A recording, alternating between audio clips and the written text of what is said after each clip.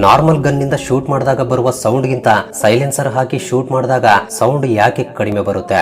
ಸಾಧಾರಣವಾಗಿ normal gun ನಿಂದ shoot ಮಾಡಿದಾಗ ಜಾಸ್ತಿ ಸೌಂಡ್ ಬರುತ್ತೆ. ಈ ಸೌಂಡ್ ಮೂಲಕ ಆ ಶೂಟ್ ಮಾಡಿದ ವ್ಯಕ್ತಿ ಎಲ್ಲಿದ್ದಾನೆ ಎಂಬುದು ಗೊತ್ತಾಗಿ ಬಿಡುತ್ತೆ. ಈ ರೀತಿ ಶೂಟ್ ಮಾಡಿದಾಗ ಸೌಂಡ್ ಬರದ ಹಾಗೆ ಗನ್ ಗಳಿಗೆ ಸೈಲೆನ್ಸರ್ ಗಳನ್ನ ಉಪಯೋಗಿಸ್ತಾ ಇರ್ತಾರೆ. ಹಾಗಾದ್ರೆ ನಿಜಕ್ಕೂ ಈ ಗನ್ ಸೈಲೆನ್ಸರ್ ಗಳು ಹೇಗೆ ಕೆಲಸ ಮಾಡುತ್ತವೆ, ಗನ್ ನಿಂದ ಬರುವ ಸೌಂಡ್ ಅನ್ನ ಅದು ಹೇಗೆ ಕಡಿಮೆ ಮಾಡುತ್ತೆ ಎಂಬುದನ್ನ ಈಗ ನೋಡೋಣ.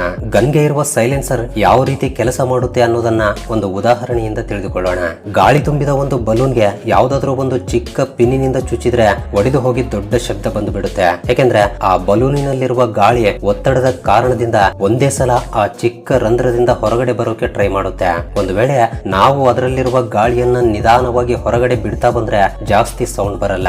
ಸೊ ಸೇಮ್ ಸೈಲೆನ್ಸರ್ ಕೂಡ ಇದೇ ರೀತಿ ಕೆಲಸ ಮಾಡುತ್ತೆ.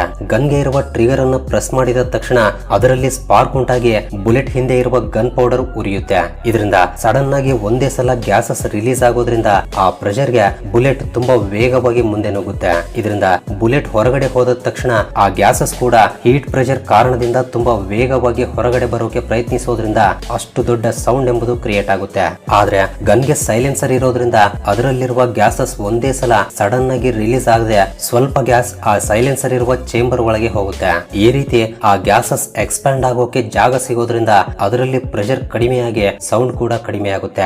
ಅದಕ್ಕಾಗಿಯೇ ಇದನ್ನ ಸಪ್ರೆಷರ್ ಎಂದು ಕೂಡ ಕರೀತಾರೆ.